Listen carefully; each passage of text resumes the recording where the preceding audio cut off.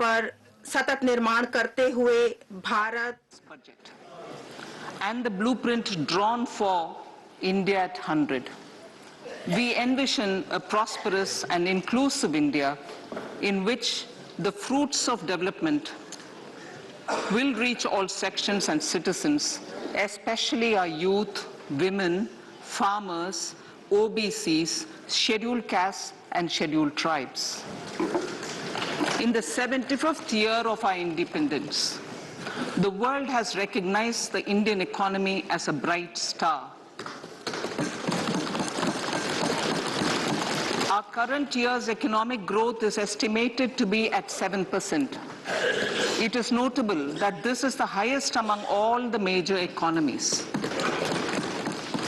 This is in spite of the massive slowdown globally caused by COVID-19 and the war.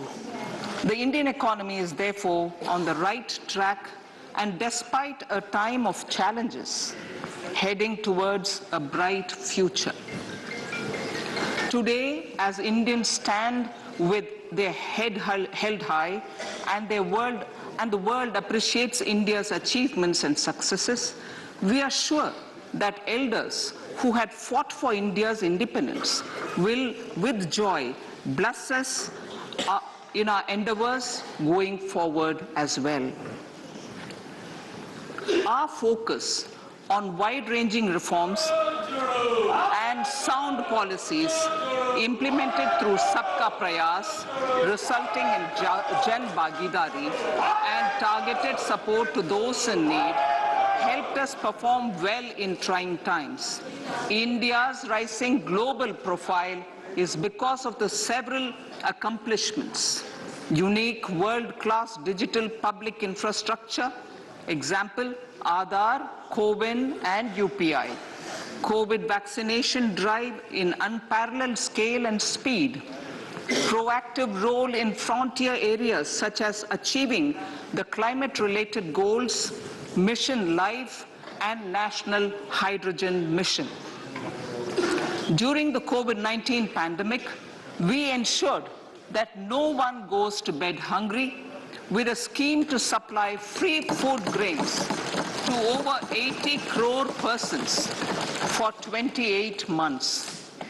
Continuing our commitment to ensure food and nutritional security, we are implementing from 1st January 2023 a scheme to supply free food grain to all Antyodaya and priority households for the next 1 year. Under PM Garib Kalyan Anna Yojana, the entire expenditure of about 2 lakh crore will be borne by the central government. In these times of global challenges, the G20 presidency gives us a unique opportunity to strengthen India's role in the world economic order. With the theme of Vasudhaiva Kutumbakam, we are steering an ambitious, people-centric agenda to address global challenges and to facilitate sustainable economic development. The government's efforts since 2014 have ensured for all citizens a better quality of life and life of dignity. The per capita income has more than doubled to 1.97 lakh rupees. In these 9 years, the Indian economy has increased in size from being 10th to 5th largest in the world. We have significantly improved our position as well as a well-governed and innovative country with a conducive environment for business as reflected in several global indices. We have made a significant progress in many sustainable development goals. The economy has become a lot more formalized as reflected in the EPFO membership, more than doubling to 27 crore, and rupees 7,400 crore digital payments of 126 lakh crore rupees through UPI in 2022. The efficient implementation of many schemes with universalization of targeted benefits has resulted in inclusive development. Some of the schemes are 11.7 crore household toilets under Swachh Bharat mission, which is achieved, 9.6 crore LPG connections under Ujjwala,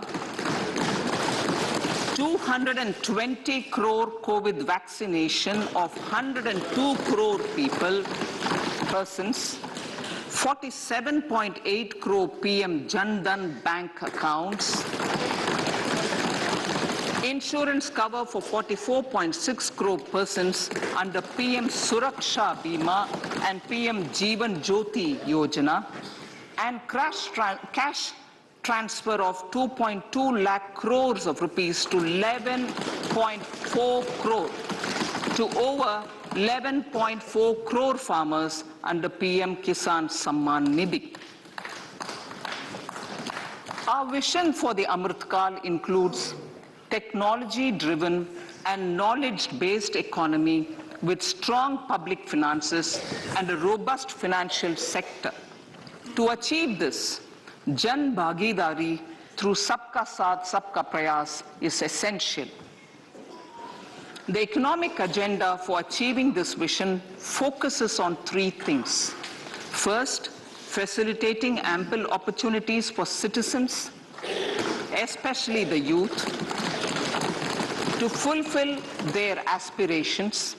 Second, providing strong impetus to growth and job creation. And third, strengthening macroeconomic stability. To service these focus areas in our journey to India at 100, we believe that the following four opportunities can be transformative during Amrit Kal. Economic empowerment of women. Deen Dayal Antyodaya Yojana National Rural Livelihood Mission has achieved remarkable success by mobilizing rural women into 81 lakh self-help groups. We will enable these groups to reach the next stage of economic empowerment through formation of large producer enterprises or collectives, with each having several thousand members and managed professionally. They will be helped with raw materials supply and for better design, quality, branding, and marketing of their products.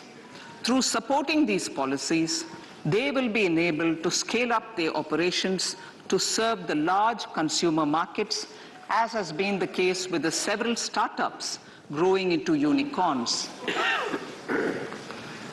PM Vishwakarma Kaushal Samman, PM Vikas. For centuries, traditional artisans and craftspeople who work with their hands using tools have brought renown for India. They're generally referred to as Vishwakarma. The art and the handicraft created by them represents the true spirit of Atmanirbhar Bharat.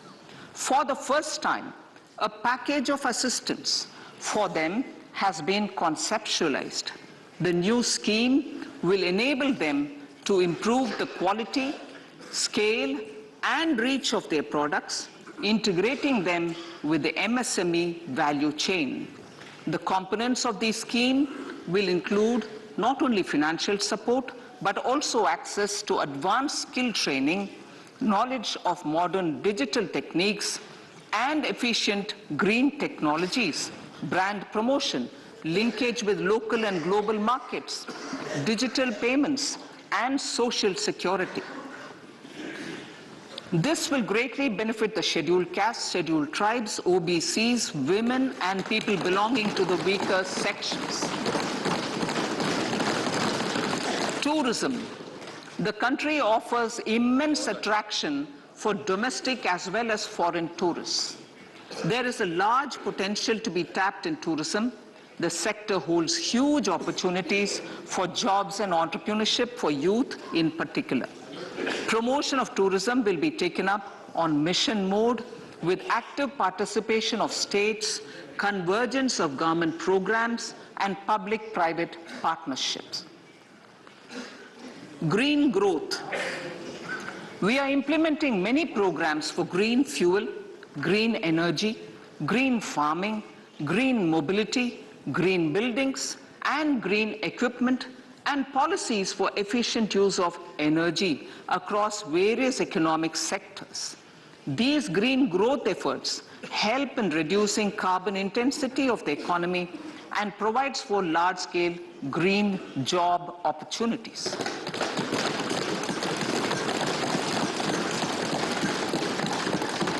Priorities of this budget. The budget adopts the following 7 priorities. They complement each other and act as the Saptarishi guiding us through the Amritkal. Inclusive development, reaching the last mile, infrastructure and investment, unleashing the potential, green growth, youth power, and financial sector. I now speak on the priority number 1, inclusive development.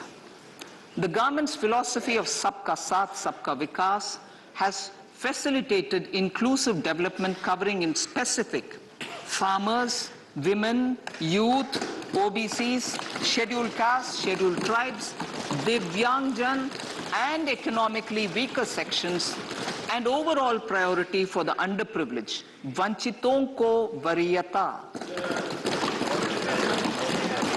There has also been a sustained focus on Jammu Kashmir, Ladakh, and the Northeast.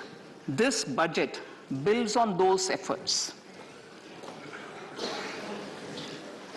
Digital public infrastructure for agriculture. Digital public infrastructure for agriculture will be built as an open source, open standard, and interoperable public good. This will enable inclusive farmer-centric solutions through relevant information services for crop planning and health, improved access to farm inputs, credit and insurance, help for crop estimation, market intelligence, and support for growth of agri-tech industry and startups.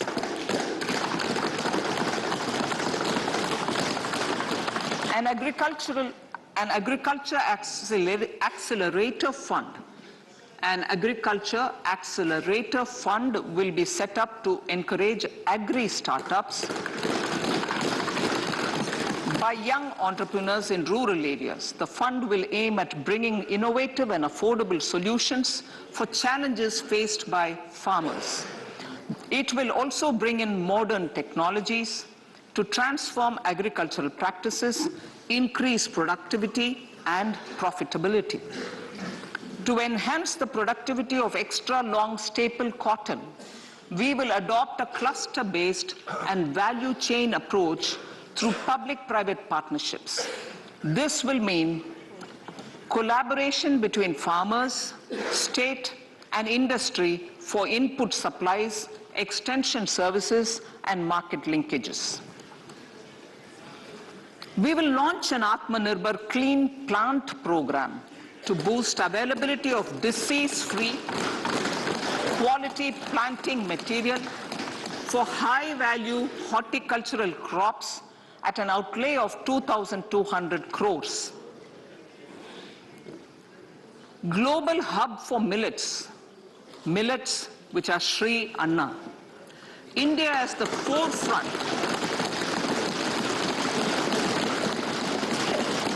India is at the forefront of popularizing millets, whose consumption furthers nutrition, food security, and welfare of farmers, said the Honorable Prime Minister. We are the largest producer and second largest exporter of Sri Anna in the world. We grow several types of Sri Anna, such as Sri Anna Jowar, Sri Anna Ragi, Sri Anna Bajra, Sri Anna Kutu, Ramdana, Kangni, Kutni, Kutki, Kodo, China, and Sama. These are the number of health benefits and have been an integral part of our food for centuries. I acknowledge with pride the huge service done by small farmers in contributing to the health of fellow citizens by growing these Sri Anna.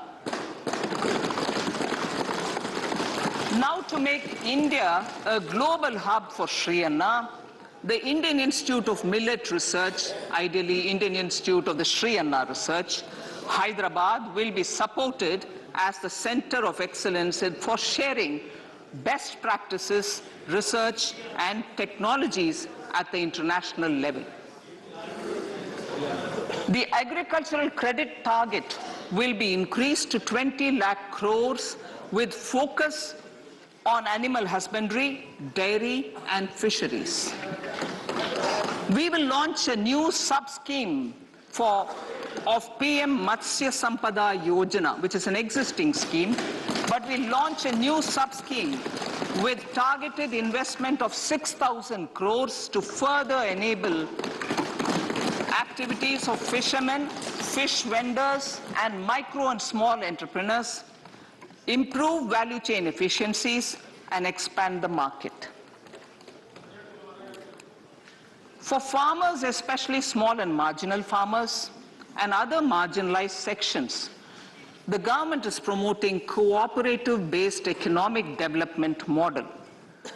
A new Ministry of Cooperation was formed with a mandate to realize the vision of Sahakar Se Samriddhi. To realize this vision, the government has already initiated computerization of 63,000 primary agricultural credit societies with an investment of 2,516 crores. In consultation with all the stakeholders and the states, model bylaws for PACS were formulated, enabling them to become multi-purpose PACS. A national cooperative database is being prepared for countrywide mapping of cooperative societies. With this backdrop, we will implement a plan to set up massive decentralized storage capacity.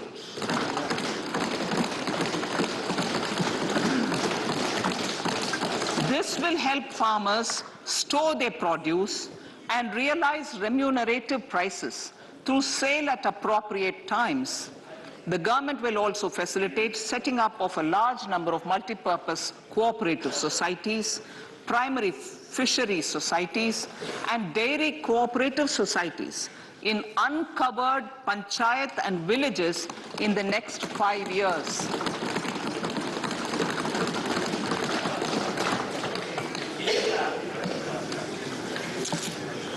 Health, education, and skilling. 157 new nursing colleges will be established in co-location with the existing 157 medical colleges established since 2014. A mission to eliminate sickle cell anemia by 2047 will be launched. It will entail awareness creation, universal screening of 7 crore people in the age group of 0 to 40 years in affected tribal areas, and counseling through collaborative efforts of central ministries and state governments. Facilities in select ICMR labs, Indian Council for Medical Research labs, will be made available for research by public and private medical college faculty and private sector R&D teams for encouraging collaborative research and innovation. A new program to promote research and innovation in pharmaceuticals will be taken up through centers of excellence. We shall also encourage industry to invest in research and development in specific priority areas. Dedicated multidisciplinary courses for medical devices will be supported in existing institutions to ensure availability of skilled manpower for futuristic medical technologies, high-end manufacturing, and research. Teachers' training. Teachers' training will be re-envisioned through innovative pedagogy, curriculum transaction, continuous professional development, dipstick surveys, and ICT implementation. The District Institute of Education and Training will be developed as vibrant institutes of excellence for this purpose.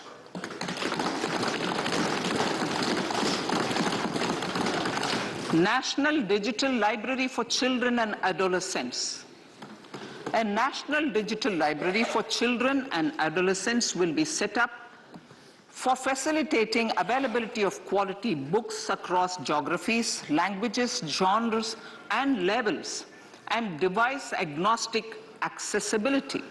States will be encouraged to set up physical libraries for them at panchayat and ward levels and provide infrastructure for accessing the national digital library resources. Additionally, to build a culture of reading and to make up for pandemic time learning loss, the National Book Trust, the Children's Book Trust, and other sources will be encouraged to provide and replenish non-curricular titles in regional languages and in English to these physical libraries. Collaboration with NGOs that work in literacy will also be a part of this initiative to inculcate financial literacy. Financial sector regulators and organizations will be encouraged to provide age-appropriate reading material to these libraries. I move to priority 2, reaching the last mile.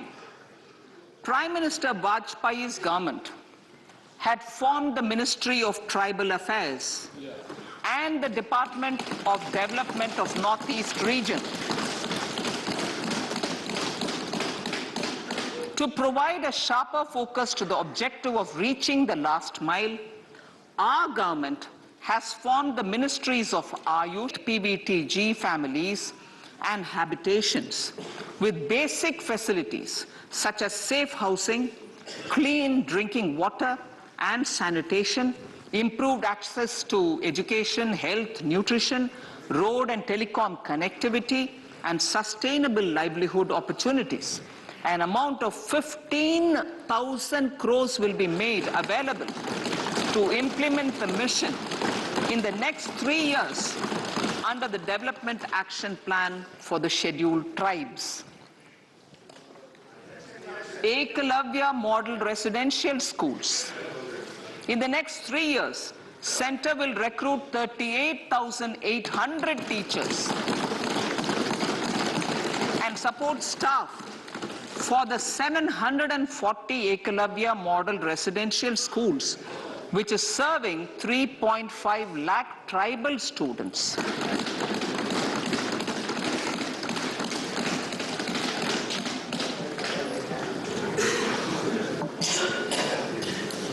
In the drought-prone central regions of Karnataka, central assistance of 5,300 crore will be given to Upper Bhadra project to provide sustainable micro-irrigation and filling up of surface tanks for drinking water. PM Awas Yojana. The outlay for PM Awas Yojana is being enhanced by 66% to over 79,000 crores. Bharat's shared repository of inscriptions will be set up in a digital epigraphy museum with digitization of 1 lakh ancient inscriptions in the first stage. Support for poor prisoners. For poor persons who are in prisons and unable to afford the penalty or the bail amount, required financial support will be provided. Priority number 3, infrastructure and investment. Investments in infrastructure and productive capacity have a large multiplier impact on growth and employment. After the subdued period of the pandemic, private investments are growing again. The budget takes the lead once again to ramp up the virtuous cycle of investment and job creation. Honorable Speaker, sir, the capital investment outlay is being increased steeply for the 3rd year in a row by 33% to 10 lakh crores, which would be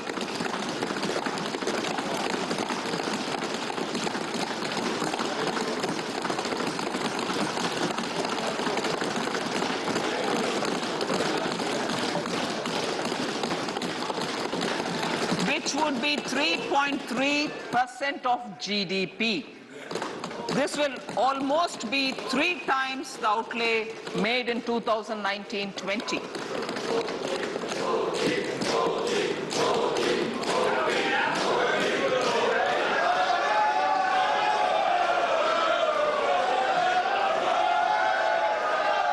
This substantial increase in recent years is central to the government's efforts to enhance growth potential and job creation, crowd in private investments, and provide a cushion against global headwinds.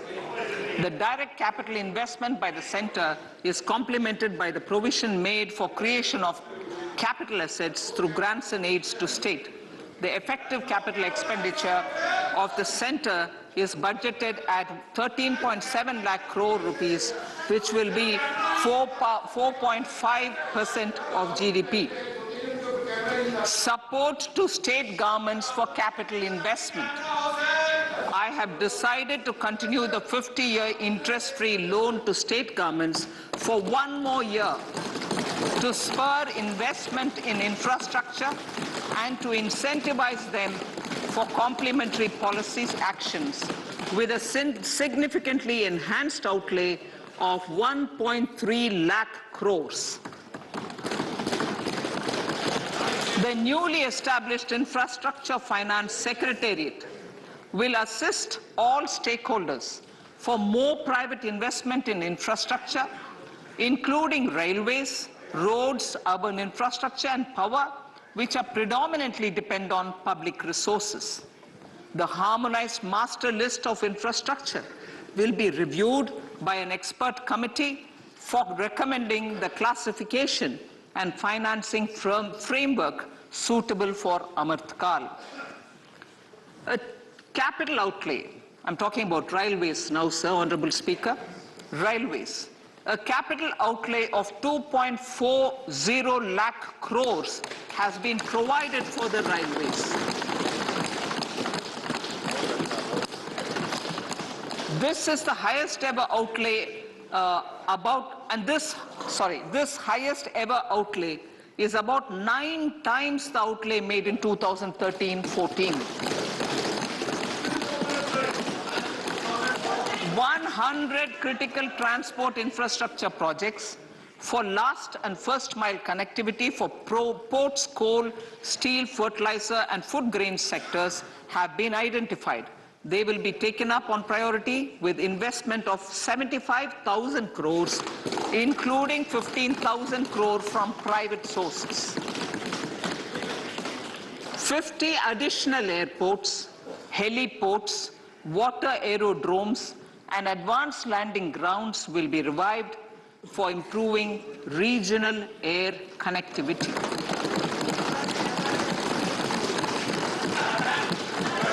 Sustainable cities for tomorrow.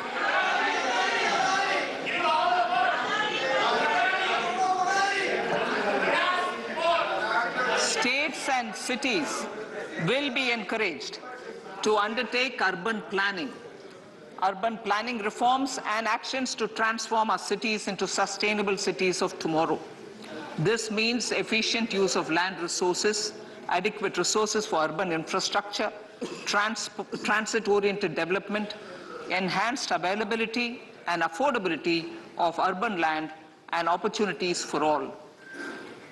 Through property tax governance reforms and ring-fencing user charges on urban infrastructure, cities will be incentivized to improve their creditworthiness for municipal bonds.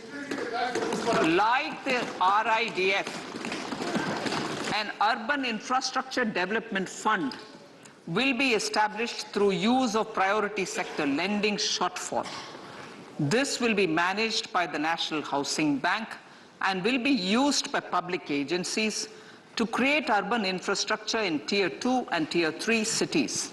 States will be encouraged to leverage resources from the grants of the 15th Finance Commission as well as existing schemes to adopt appropriate user charges while accessing the UIDF.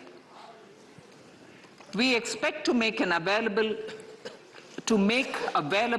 10,000 crore rupees per annum for this purpose. All cities and towns will be enabled for 100% mechanical desludging of septic tanks and sewers to transition from manhole to machine hole mode.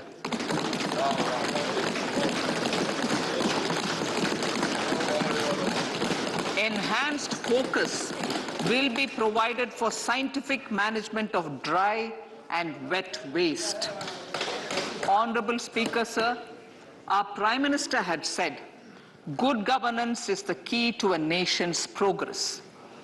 Our government is committed to providing a transparent and accountable administration which works for the betterment and welfare of common citizens. Mission Karma Yogi. Under Mission Karma Yogi, center, states and the union territories are making and implementing capacity building plans for civil servants. The government has also launched an integrated online training platform, I Got Karma Yogi, to provide continuous learning opportunities for lakhs of government employees to upgrade their skills and facilitate people-centric approach. Sir, for enhancing ease of doing business, more than 39,000 compliances have been reduced and more than 3,400 legal provisions have been decriminalized. For furthering the trust-based governance, we have introduced the Jan Vishwas Bill to amend 42 central acts. This budget proposes a series of measures to unleash the potential of our economy. Centers of Excellence for Artificial Intelligence.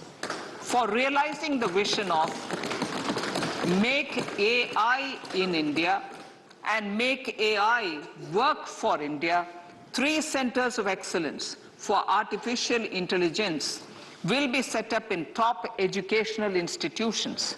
Leading industry players will partner in conducting interdisciplinary research, develop cutting-edge applications, and scalable problem solutions in the areas of agriculture, health, and sustainable cities. This will galvanize an effective AI ecosystem and nurture quality human resources in the field. National Data Governance Policy. To unleash innovation and research by startups and academia, a national data governance policy will be brought out This will enable access to anonymized data. The KYC process will be simplified, adopting a risk-based instead of one-size-fits-all approach. The financial sector regulators will also be encouraged to have a KYC system fully amenable to meet the needs of digital India. One-stop solution for identity and address updating. A one-stop solution for reconciliation and updating of identity and address of individuals maintained by various government agencies, regulators, and regulated entities will be established using DigiLocker service and Aadhaar as foundational identity. Speaker, sir, common business identifier. For the business establishments required to have a permanent account number, the PAN will be used as the common identifier for all digital systems of specified government agencies. This will bring ease of doing business, and it will be facilitated through a legal mandate. For obviating the need for separate submission of same information to different government agencies, a system of unified filing process will be set up. Such filing of information or return in simplified forms on a common portal will be shared with other agencies as per the filer's choice. Vivad se Vishwas 1, relief for MSMEs. In cases of failure by MSMEs to execute contracts during the COVID period, 95% of the forfeited amount relating to the bid or performance security will be returned to them by government and government undertakings. This will provide relief to the MSMEs. Vivad se Vishwas 2, settling contractual disputes. To settle contractual disputes of government and government undertakings wherein arbitral award is under challenge in a court, a voluntary settlement scheme with standardized terms will be introduced. This will be done by offering graded settlement terms depending on pendency level of the dispute. The state support mission of Niti Aayog will be continued for 3 years for our collective efforts towards national priorities. Result-based financing. To better allocate scarce resources for competing development needs, the financing of select schemes will be changed on a pilot basis from input-based to result-based. E-courts. For efficient administration of justice, Phase 3 of e-courts projects Phase 3 of the e-courts project will be launched with an outlay of 7,000 crores. Fintech services in India have been facilitated by our digital public infrastructure, including Aadhaar, PM Jan Dhan Yojana, Video, KYC, India Stack, and UPI. To enable more fintech innovative services, the scope of documents available in DigiLocker for individuals will be expanded. An entity, DigiLocker, will be set up for the use by MSMEs, large businesses, and also charitable trusts. This will be towards storing and sharing documents online securely whenever needed with various authorities, regulators, banks, and other business entities. 5G services. 100 labs for developing applications using 5G services will be set up in engineering institutions.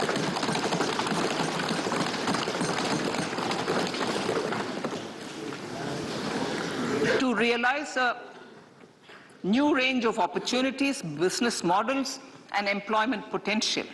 The labs will cover, among others, applications such as smart classrooms, precision farming, intelligent transport systems, and healthcare applications. Lab-grown diamonds. Lab-grown diamonds is a technology and innovation-driven emerging sector with high employment potential. These environment-friendly diamonds, which have optically and chemically the same properties as natural diamonds. To encourage indigenous production of LGD, lab-grown diamond seeds and machines, and to reduce import dependency, a research and development grant will be provided to one of the IITs for 5 years. To reduce the cost of production, a proposal to review the custom duty on LGD seeds will be indicated in Part B of the speech.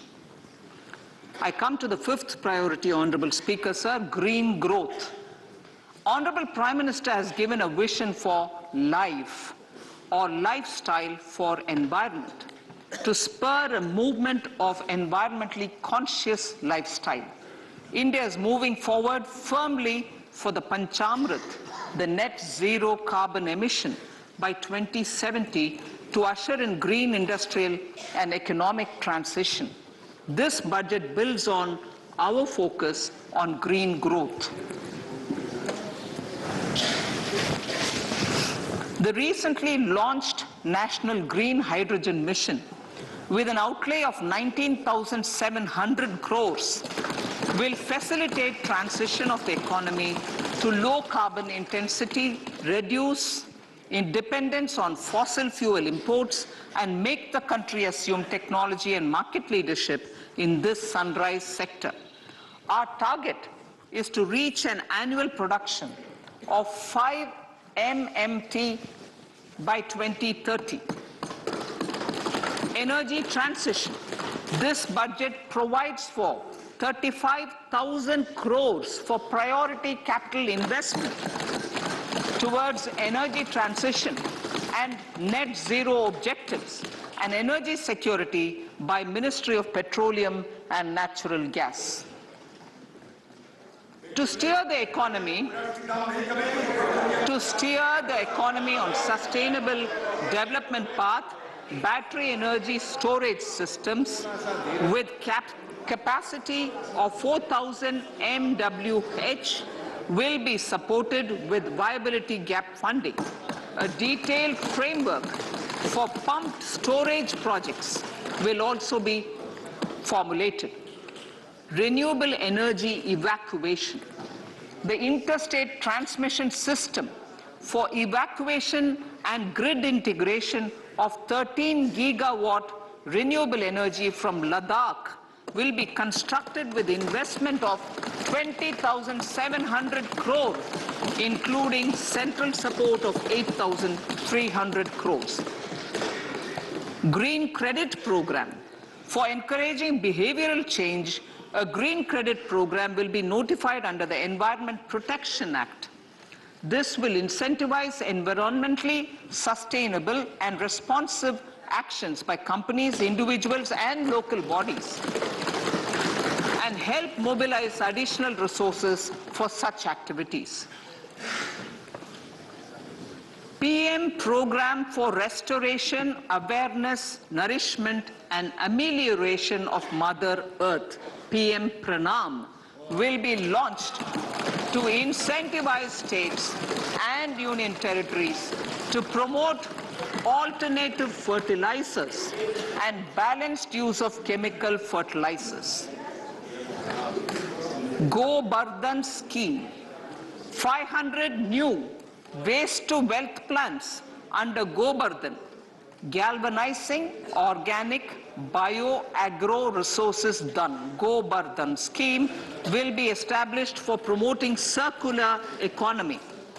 These will include 200 compressed biogas plants, including 75 plants in urban areas, and 300 community or cluster-based plants at a total investment of 10,000 crores.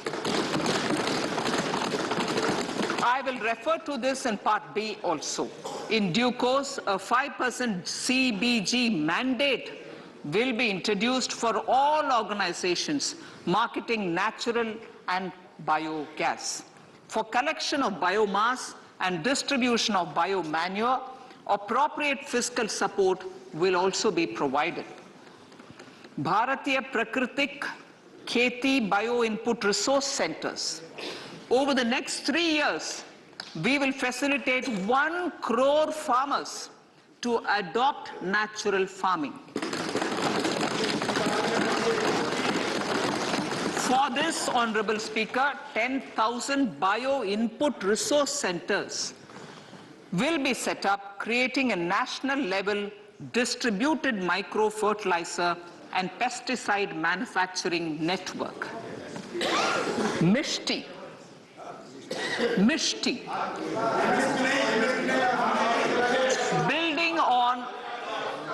Building on India's success in afforestation, mangrove initiative for shoreline habitats and tangible incomes, Mishti, will be taken up for mangrove plantation along the coastline and on salt pan lands wherever feasible through convergence between Manrega, Campa, Fund and other sources. Amrit Dharohar. Wetlands are vital ecosystems which sustain biological diversity. In his latest Mann Ki Baat, the Prime Minister said, now, I quote, now the total number of Ramsar sites in our country has increased to 75, whereas before 2014, there were only 26, unquote. Local communities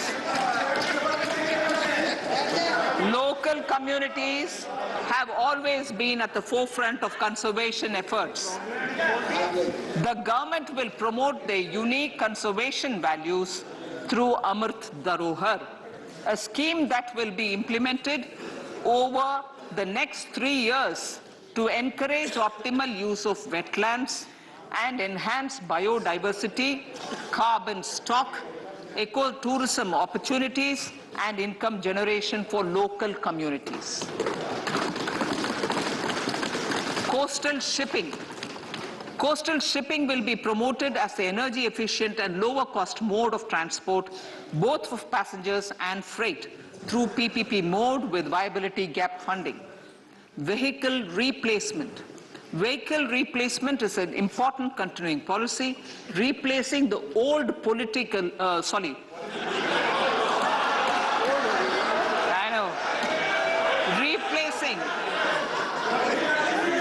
absolutely, thank you.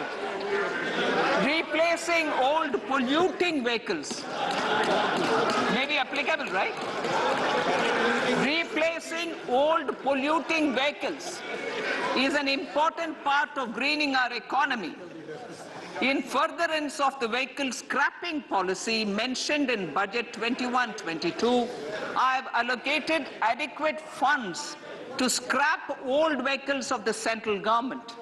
States will also be supported in replacing old vehicles and old state ambulances. Honorable Speaker, sir, I move to priority 6, youth power. To empower our youth and help the Amrit PD realize their dreams, we have formulated the National Education Policy, which is very wide in its scope, but one of the things is also to focus on skilling, adopted economic policies that facilitate job creation at scale and have supported business opportunities. Pradhan Mantri Kaushal Vikas Yojana. Pradhan Mantri Kaushal Vikas Yojana 4.0 will be launched to skill lakhs of youth within the next 3 years. On-job training, industry partnership, and alignment of courses with needs of industry will be emphasized. The scheme will also cover new age courses for Industry 4.0 like coding, AI, robotics, mechatronics, IoT, 3D printing, drones, and other soft skills. To skill youth for international opportunities, 30 Skill India international centers will be set up across different states. The digital ecosystem for skilling will be further expanded with the launch of a unified Skill India digital platform for enabling demand-based formal skilling, linking with employers including MSMEs, and facilitating access to entrepreneurship schemes. To provide stipend support to 47 lakh youths in 3 years, direct benefit transfer under a pan-India national apprenticeship promotion scheme will be rolled out. Tourism.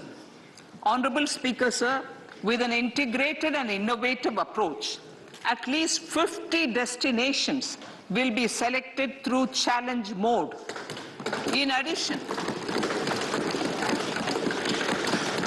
addition to aspects such as physical connectivity, virtual connectivity, tourist guides, high standards for food streets, and tourist security, all the relevant aspects would be made available on an app to enhance tourist experience.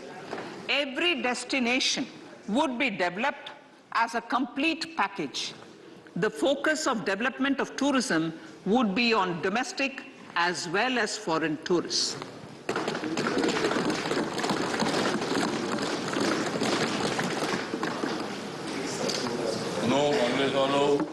Sector-specific skilling and entrepreneurship development will be dovetailed to achieve the objectives of Dekho Apna Desh initiative. This was launched as an appeal by the Honorable Prime Minister to the middle class to prefer domestic tourism over international tourism. The integrated development of theme-based tourist circuits, the Swadesh Darshan scheme, was also launched. Under the Vibrant Villages program, tourism infrastructure and amenities will be facilitated in border villages. Unity Mall. States will be encouraged to set up a Unity Mall in their state capital or most prominent tourism center or the financial capital for promotion and sale of their one district, one product and GI products and other handicraft products, and for providing space for such products of all other states as well. Sir, priority number 7, financial sector. Our reforms in the financial sector and innovative use of technology have led to financial inclusion at scale, better and faster service delivery, ease of access to credit, and participation in financial markets. This budget proposes to further these measures. Credit guarantee for MSMEs. Last year, I proposed revamping of the credit guarantee scheme for the MSMEs. I am happy to announce that the revamped scheme will take effect from 1st April 2023 through infusion of 9,000 crores in the corpus. This will enable additional collateral-free guaranteed credit of 2 lakh crores of rupees. Further, the cost of credit will be reduced by about 1%. A national financial information registry will be set up to serve as a central repository of financial and ancillary information. This will facilitate efficient flow of credit, promote financial inclusion, and foster financial stability. A new legislative framework will govern this credit public infrastructure and will be designed in consultation with the RBI. To meet the needs of Amritkal and to facilitate optimum regulation in the financial sector, public consultation as necessary and feasible, will be brought to the process of regulation making and issuing subsidiary directions. To simplify, to ease, and to reduce cost of compliance, financial sector regulators will be requested to carry out a comprehensive review of existing regulations. For this, they will consider suggestions from public and regulated entities.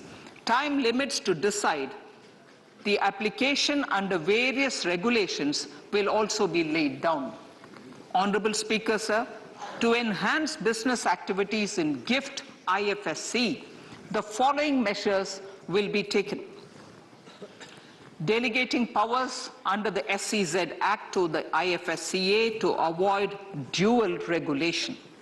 Setting up a single window IT system for registration and approval of IFSCA, SEZ authorities, GSTN, RBI, SEBI, and IRDAI. Permitting acquisition financing by IFSC banking units of foreign banks. Establishing a subsidiary of Exim Bank for trade refinancing. Amending IFSCA Act for statutory provisions for arbitration, ancillary services, and avoiding dual regulation under the SEZ Act, and recognizing offshore derivative instruments as valid contracts. Honorable Speaker, sir, data embassy. For countries looking for digital continuity solutions, we will facilitate setting up of their data embassies in GIFT IFSC.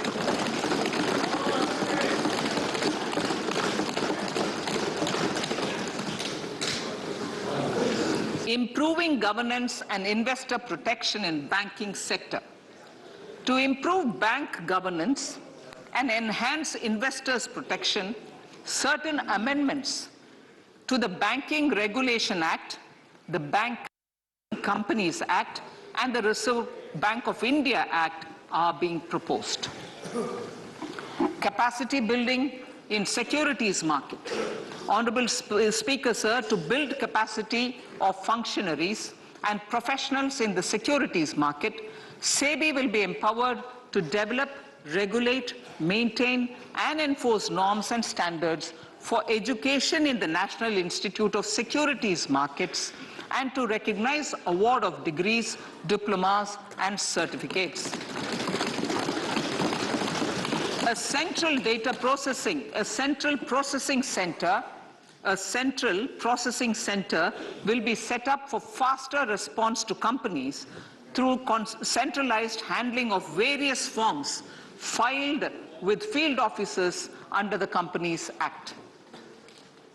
Reclaiming of shares and dividends. For investors to reclaim unclaimed shares and unpaid dividends from the Investor Education and Protection Fund Authority with ease, from the Investor Education and Protection Fund Authority with ease, an integrated IT portal will be established. Digital payments continue to find wide acceptance. In 2022, they show an increase of 76% in transaction and 91% in value. Fiscal support for this digital public infrastructure will continue in 2023-2024. Azadi Ka Amrit Mahotsav, Mahila Samman Bachat Patra.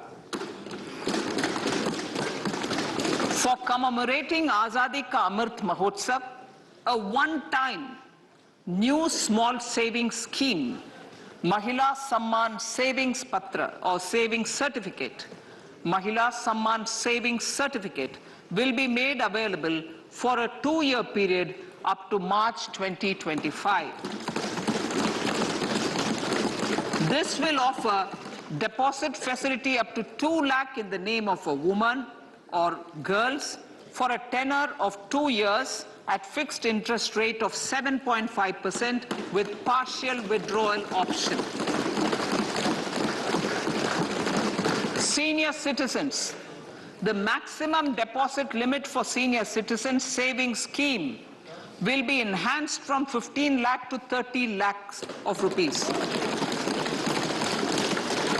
The maximum deposit limit for monthly income account scheme will be enhanced from 4.5 lakh to 9 lakh for single account and from 9 lakh to 15 lakh for joint account. Honorable Speaker, sir, fiscal management. 50 years interest-free loan to states.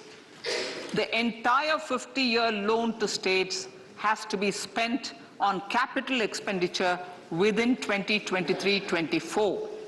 Most of this will be at the discretion of the states, but a part will be conditional on states increasing their actual capital expenditure.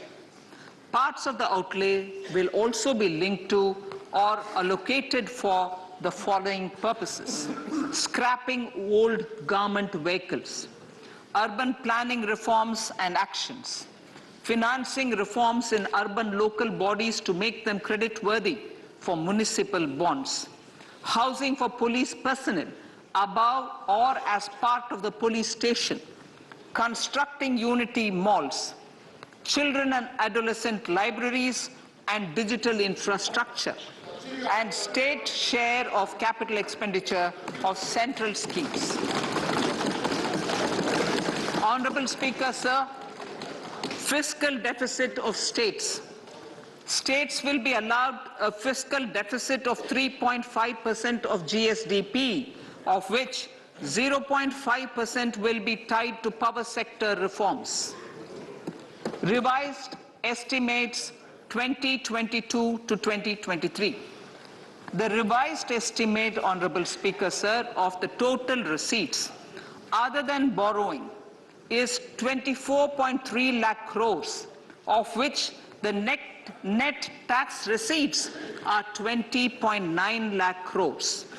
The revised estimate of the total expenditure is 41.9 lakh crores of rupees, of which the capital expenditure is about 7.3 lakh crores.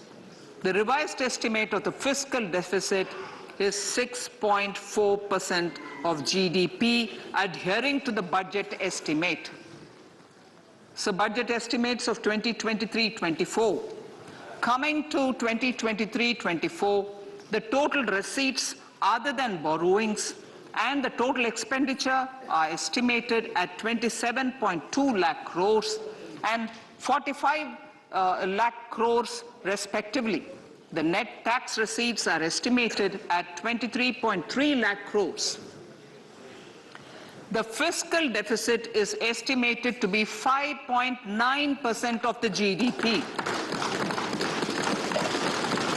In my budget speech for 21-22, I had announced that we plan to continue the path of fiscal consolidation, reaching a fiscal deficit of below 4.5% by 2025-26, with a fairly steady decline over the period. We have adhered to this path, and I reiterate my intention to bring the fiscal deficit below 4.5% of GDP by 2025-26. To finance the fiscal deficit in 2023-24, the net market borrowings from dated securities are estimated at 11.8 lakh crores.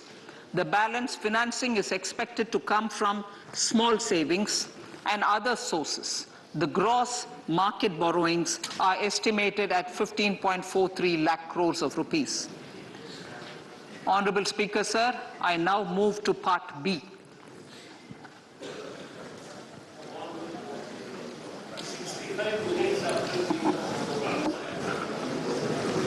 Indirect taxes. My indirect tax proposals will aim to promote exports, boost domestic manufacturing, enhance domestic value addition, encourage green energy and mobility. A simplified tax structure with fewer tax rates helps in reducing compliance burden and improving tax administration. I propose to reduce the number of basic customs duty rates on goods other than textiles and agriculture from 21 to 13. As a result, there are minor changes in the basic custom duties, cesses and surcharges on some items including toys, bicycle, automobiles and naphtha. Green mobility. To avoid cascading of taxes on blended compressed natural gas, I propose to exempt excise duty on GST paid compressed biogas contained in it. To further provide impetus to green mobility, customs duty exemptions is being extended to import of capital goods and machinery required for manufacture of lithium-ion cells for batteries used in electrical vehicles as well. Electronics. As a result of various initiatives of the government, including phased manufacturing program, mobile phone production in India has increased from 5.8 crore units valued at about 18,900 crore in 2014-15 to 31 crore units valued at 2,75,000 crore in the last financial year. To further deepen domestic value addition in manufacturing of mobile phones, I propose to provide relief to customs duty.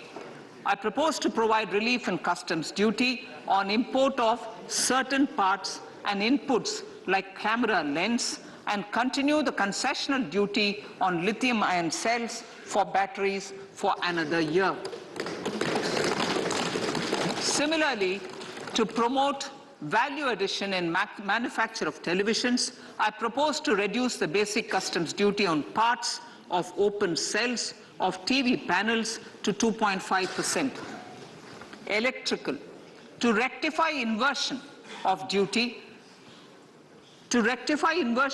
structure and encourage manufacturing of electric kitchen chimneys, the basic custom duty on electric kitchen chimney is being increased from 7.5% to 15%, and that on heat coils for these is proposed to be reduced from 20% to 15%.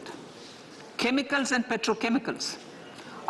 Denatured ethyl alcohol is used in chemical industry. I propose to exempt basic customs duty on it. This will also support the ethanol blending program and facilitate an endeavor for energy transition. Basic customs duty is also being reduced on acid-grade fluorospar from 5% to 2.5% to make the domestic fluorochemicals industry competitive. Further, the basic customs duty on crude glycerin for use in manufacture of epichlorohydrin is proposed to be reduced from 7.5% to 2.5%.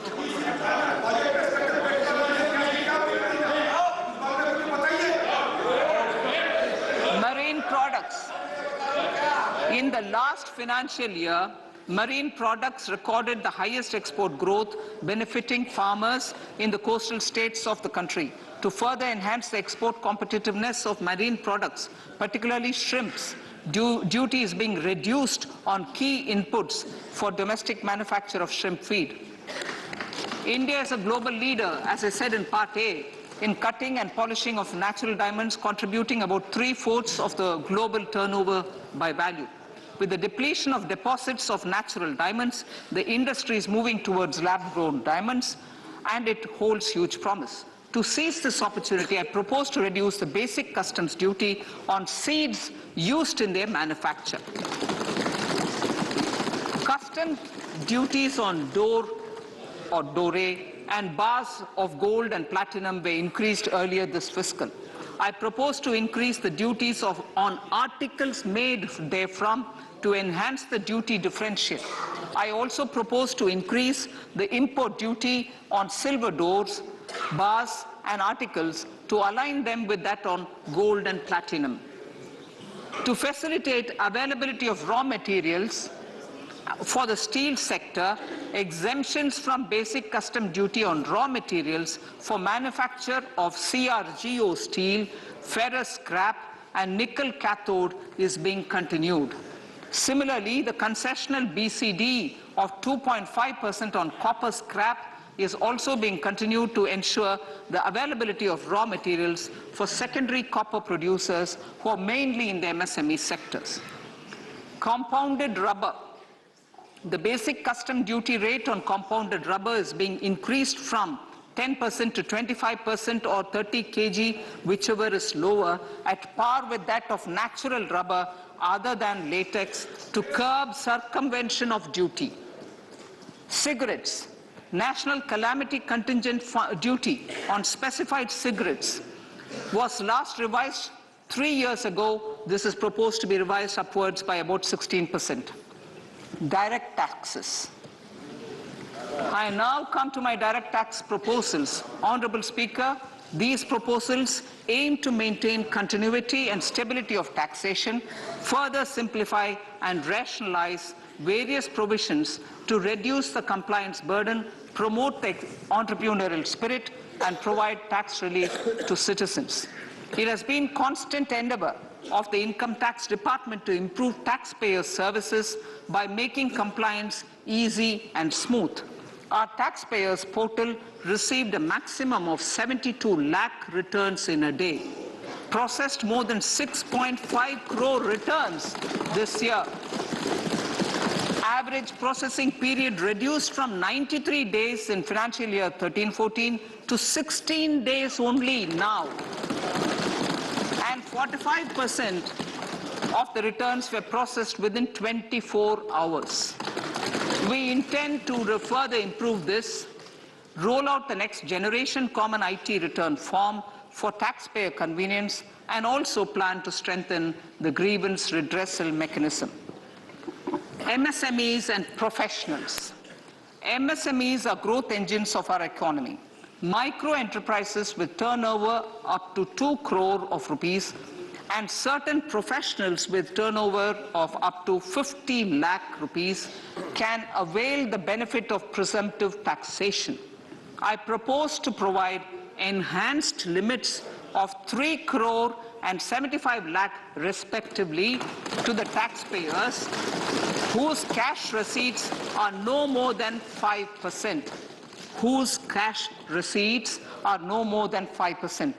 Moreover, to support MSMEs in timely receipt of payments, I propose to allow deduction for expenditure incurred on payments made to them only when payment is actually made. Cooperation. Cooperation is a value to be cherished. In realizing our Prime Minister's goal for Sehkar Se Samriddhi and his resolve to connect the spirit of cooperation with the spirit of Amrit Kal, in addition to the measures proposed in Part A, I have a slew of proposals for the cooperation sector. First, new cooperatives that commence manufacturing activities till 2024, 31st March, shall get the benefit of a lower tax rate of 15%, as is presently available to new manufacturing companies. Secondly, I propose to provide an opportunity to sugar cooperatives to claim payments made to sugarcane farmers for the period prior to the assessment year 2016-17 as expenditure. This is expected to provide them a relief of almost 10,000 crores. Thirdly, I am providing a higher limit of 2 lakh per member for cash deposits to loans in cash by primary agricultural cooperative societies and primary cooperative agriculture and rural development banks. I repeat that. Thirdly, I am providing a higher limit of 2 lakh per member for cash deposits to and loans in cash by primary agricultural cooperative societies and primary cooperative agricultural and rural development banks. Similarly, A higher limit of 3 crore for TDS on cash withdrawal is being provided to cooperative societies. Startups.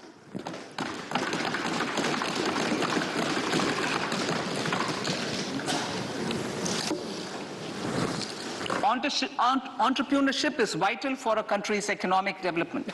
We have taken a number of measures for startups and they have borne results. India is now the third largest ecosystem for startups globally and ranks second in innovation quality among middle-income countries. I propose to extend the date of incorporation for income tax benefits to startups from 31/3/2023 to 31/3/2024. I further propose to provide the benefit of carry forward of losses on change of shareholding of startups from 7 years of incorporation to 10 years.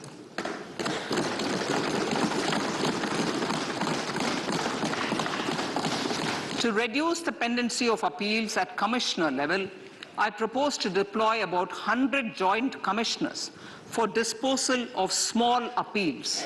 We shall also be more selective in taking up cases for scrutiny of returns already received this year. Better targeting of tax concessions. For better targeting of tax concessions and exemptions, I propose to cap deduction from capital gains on investment in residential house under Section 54 and Section 54F to 10 crores.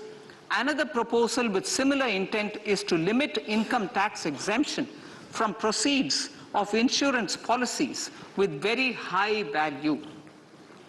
Rationalization. Honorable Speaker, sir, there are a number of proposals relating to rationalization and simplification.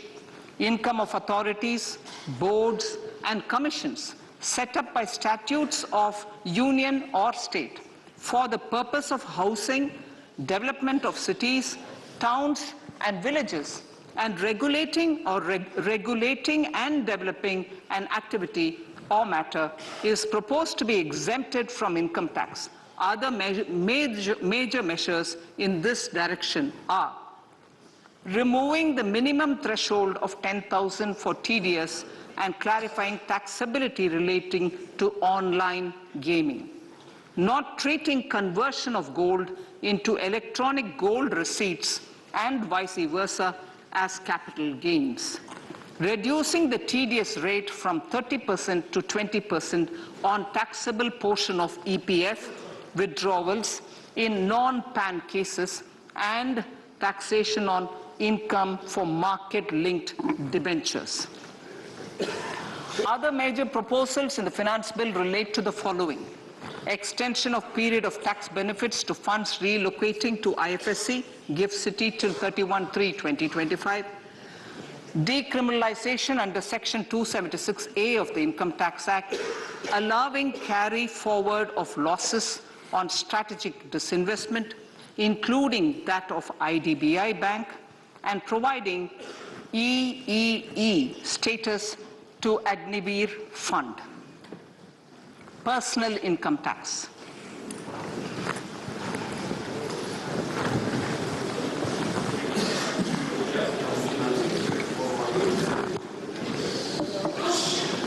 Now I come to what everyone is waiting for. Personal income tax. I have 5 major announcements to make in this regard. These primarily benefit our hard-working middle class. The first one concerns rebate. Currently, those with income up to 5 lakh do not pay any income tax in both old and new regimes. I propose to increase the rebate limit to 7 lakhs in the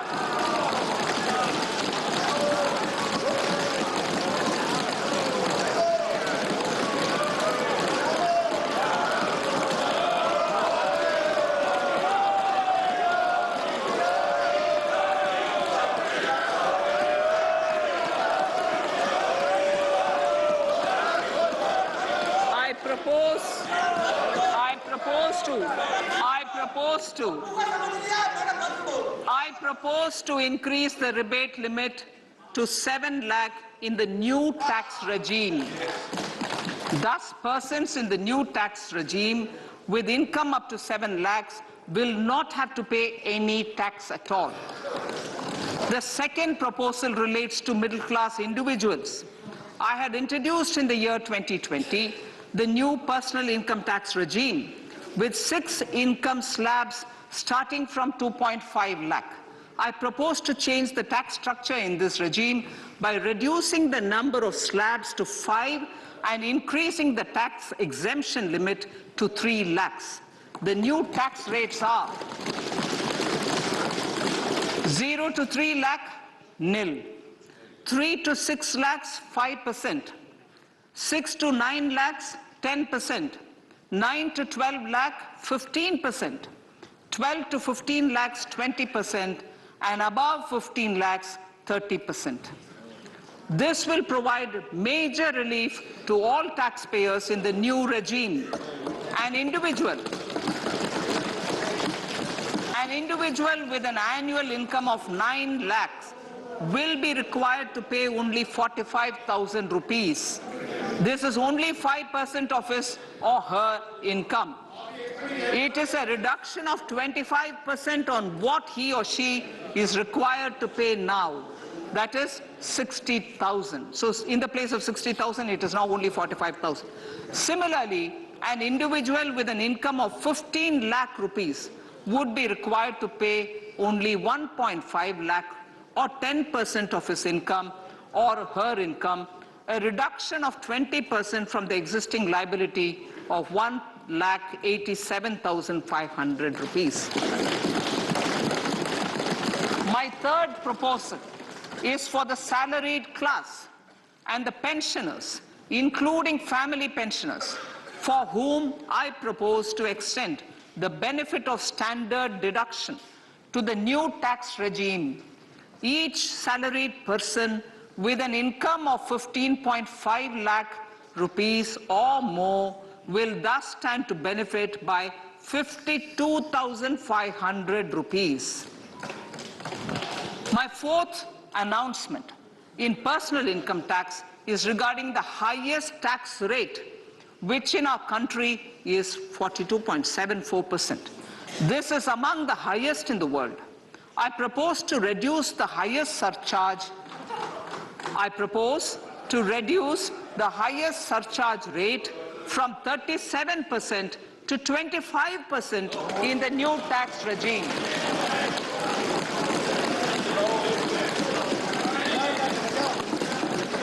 This would result in reduction of the maximum rate. This would result in the reduction of the maximum tax rate to 39%. Lastly, the limit of 3 lakh rupees for tax exemption on leave encashment on retirement of non-government salaried employees was last fixed in the year 2002, when the highest basic pay in the government was only 30,000 rupees per month. In line with the increase in the government salaries, I am proposing to increase this limit to 25 lakh rupees.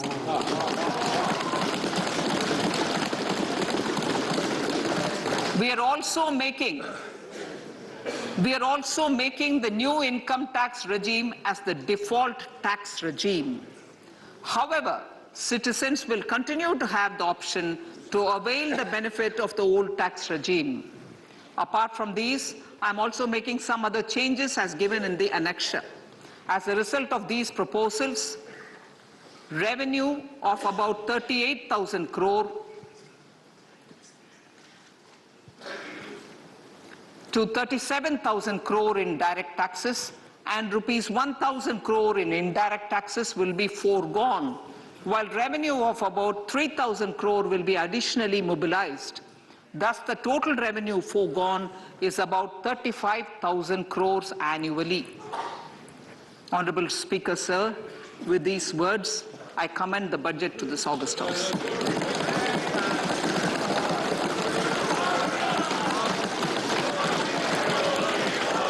One hour, 25 minutes.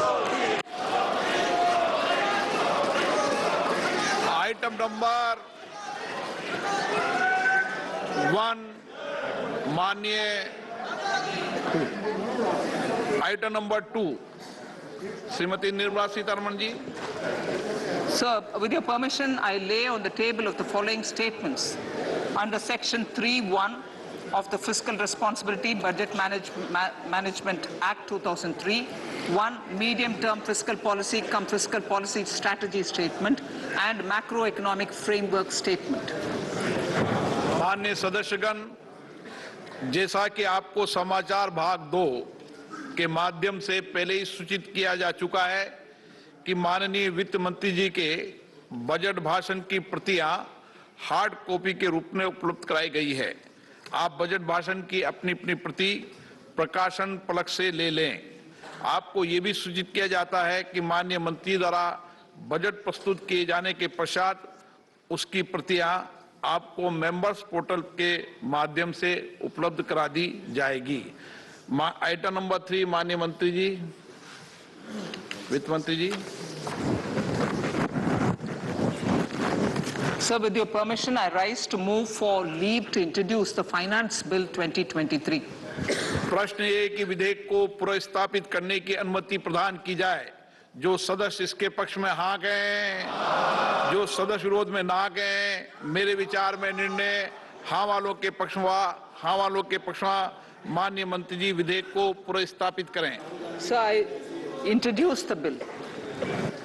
सभा की कार्रवाई कल गुरुवार दिनांक 2 फरवरी 2023 को प्राप्त 11 बजे तक के लिए स्थगित की जाती है।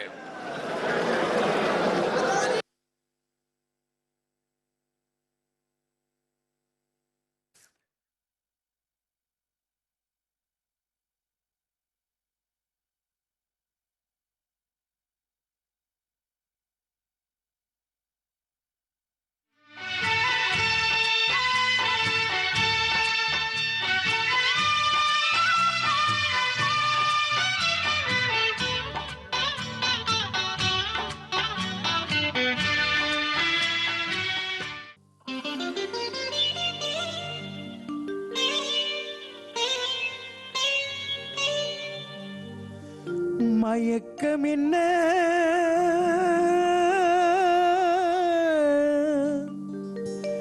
இந்த மௌனம் என்ன மணி மாளிகைத்தான் கண்ணே